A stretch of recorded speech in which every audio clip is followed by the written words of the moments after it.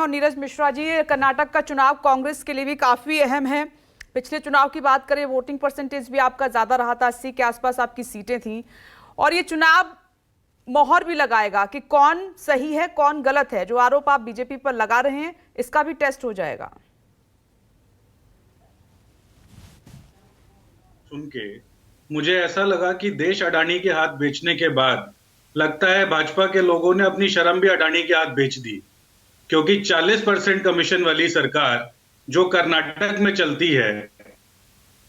और मेघालय की सरकार जिसको ये लोग कहा करते थे कि वो दुनिया की सबसे भ्रष्ट सरकार है, ऐसी सरकारों में साथ चल के और शुवेंदु अधिकारी जैसे लोगों को, नारायण राणे जैसे लोगों को, हेमंत बिश्व शर्मा जैसे लोगों को अपनी वॉशिंग मशीन में जो धोकर साथ लेकर आ रहे हैं, तो कल का भाषण मुझे ऐसा ही लग रहा था कि प्रधानमंत्री जी भाजपा को समझा रहे थे कि अपनी शर्म और ईमान जो आपने अडानी के हाथ बेचा है उसको कम से कम छोड़ दीजिए और देश के लिए कुछ काम करिए। जहां तक रही कर्नाटक की बात, तो वो नैतिक भ्रष्टाचार जहां पर कांग्रेस और जेडीएस ने साथ मिलकर सरकार बनाई और प्रदेश की जनता के लिए काम करना शुरू किया, वहां पर ये 40% कमीशन की सरकार और केंद्र सरकार की सरपरस्ती में जिस तरीके से उस सरकार को गिराया गया, रातों रात वहां के लोगों के मैंडेट को चुराया गया, तो नरेंद्र मोदी जी और भाजपा के लोगों को वो डर आज सता रहा है कि कर्नाटक की जनता ने जो पिछली बार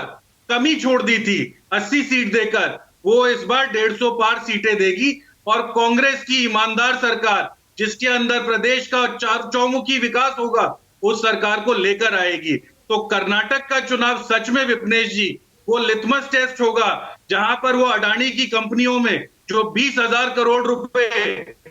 कौन से शहंशाह के लगे हुए हैं, उस सवाल का जवाब कर्नाटक की जनता पूछेगी और आने वाले समय में देश की जनता पूछेगी।